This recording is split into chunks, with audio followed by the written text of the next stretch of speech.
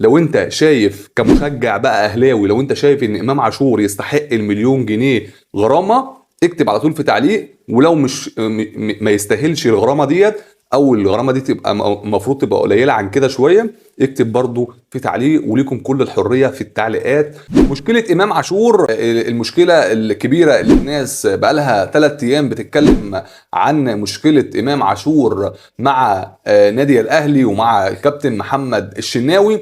هقول لك كل التفاصيل وايه اللي حصل بالظبط مع امام عاشور. طبعا في مباراه ابيجان، طبعا المباراه اول مباراه النادي الاهلي في دوري المجموعات في بطوله دوري ابطال افريقيا. هنقول لك كل التفاصيل. بس يا صاحبي لو لسه ما ضغطتش على اللايك، اضغط على اللايك واعمل اشتراك وفعل زر الجرس علشان يوصل لك جميع اخبار نادي الاهلي من تايم الاهلي. السلام عليكم ورحمه الله وبركاته. حلقه جديده من تايم الاهلي واهم اخبار نادي الاهلي. مشكله امام عاشور، طبعا امام عاشور ما لعبش المباراه اللي فاتت طبعا كاساسي. وبعد الشوط الاول في اوضه الملابس، ده اللي انا بقوله لك ده هو اللي حصل من امام عاشور. وطبعا قبل اي حاجه انا مش طالع اهاجم امام عاشور ولا طالع اعمل اي حاجه خالص، ولا مع ضد امام عاشور اللي عمله ولا مع امام عاشور. تمام. امام عاشور هو انسان طيب وكل حاجه، وكل الناس عارفه بحاجه زي كده. المشكله اللي حصلت ان في اوضه الملابس امام عاشور تجاوز من بعض اللاعبين. طبعا يعني اتكلم بطريقه مش لطيفه مع كام لاعب كده من النادي الاهلي، ومن ضمنهم حسين الشحات اللي قاعد مع امام عاشور بالاخص كمان في اوضه الاوضه في اي معسكر لنادي الاهلي. بيبقى امام عاشور وحسين الشحات، طبعا زي ما انتم عارفين ان هم قالوا الكلام ده بلسانهم، ان هم بيقعدوا على طول في اوضه واحده. فحسين الشحات ما عجبوش الكلام، فطبعا عشان ما يتجاوزش مع او يتلافظ بلفظ وحش يعني مع امام عاشور، فساب اوضه الملابس ومشي. ففي دخلت مين؟ في دخلت الكابتن محمد الشناوي. فاتكلم مع امام عاشور بالراحه كده، وقال له الكلام اللي انت بتعمله ده ما بيحصلش في نادي الاهلي، ومش هينفع اللي انت بتعمله دوت. وقعد يهدي في امام عاشور والكلام ده. فامام عاشور طبعا ما قبلش الاعتذار او ما قبلش كلام محمد الشناوي معاه.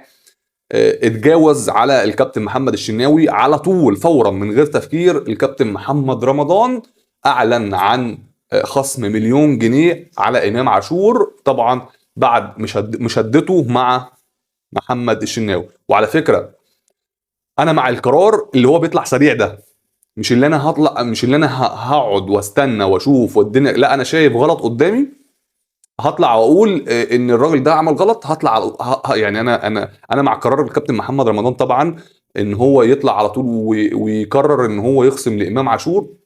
زي موضوع كهربا، ما استناش يرجع مصر على طول وهو هناك طلع القرار ان كهربا اتخصم منه مليون جنيه. برضو اللي حصل مع كهربا حصل مع امام عاشور. الراجل اول ما حصل المشكله في نفس اليوم راح جاي مطلع بيان على صفحه نادي الاهلي وعلى قناه نادي الاهلي الكابتن محمد رمضان، وقال ان امام عاشور اتخصم منه مليون جنيه. فطبعا ده مش المشكله كلها بتاعه امام عاشور. فسيبك بقى من اي حد بيقول لك اصل امام عاشور مش عاوز يلعب في النادي الاهلي، امام عاشور عاوز يمشي من النادي الاهلي والكلام ده كله. كل ده مشاكل بتحصل في اي نادي. طبعا احنا بنحب النادي الاهلي وبنعشق النادي الاهلي، فعشان كده بنقول لكم بننقل لكم كل الصوره اللي بتحصل داخل نادي الاهلي. لو انت شايف كمشجع بقى اهلاوي، لو انت شايف ان امام عاشور يستحق المليون جنيه غرامه، اكتب على طول في تعليق. ولو مش ما يستاهلش الغرامه ديت، او الغرامه دي تبقى المفروض تبقى قليله عن كده شويه، اكتب برضو في تعليق. وليكم كل الحريه في التعليقات. وطبعا ان شاء الله الحلقه اللي جايه انتظروا مننا صفقه جامده جدا جدا. كولر خلاص حط البصمه على الصفقه ديت. انتظرونا ان شاء الله الحلقه اللي جايه. وفي النهايه شكرا لدعمكم، واشوفكم بكره ان شاء الله. ما تنسوش تضغط على اللايك وتعمل اشتراك وتفعل زر الجرس. والسلام عليكم ورحمه الله وبركاته.